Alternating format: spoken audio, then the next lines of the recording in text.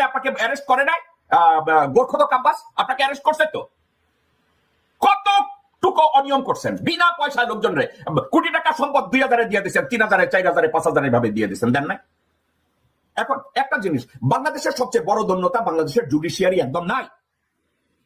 বাংলাদেশের জুডিশিয়ারি অর্থাৎ বিচার ব্যবস্থা নাই বলে আমি যদি আপনাদেরকে জিজ্ঞাসা করি 5ই আগস্ট গভর্নমেন্ট ফল করছে হাসিনা পালাইছে 24 আগস্ট আব্বাসের এগেইনস্টে কেস ডিসমিস হয়েছে কে ডিসমিস করছে এই কথাটা কি কেউ জিজ্ঞাসা করছে বাংলাদেশে?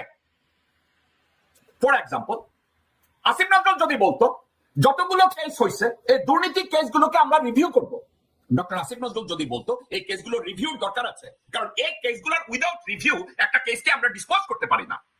এই কেসগুলোকে রিভিউ হয়েছে, হাসিনার আমলে ভুয়া মামলা হয়েছে, মিথ্যা মামলা হয়েছে, উদ্দেশ্য প্রণোদিত ভাবে হয়রানি করা হয়েছে, কিন্তু আব্বাসের বিরুদ্ধে মামলাগুলো তো হাসিনা করে না।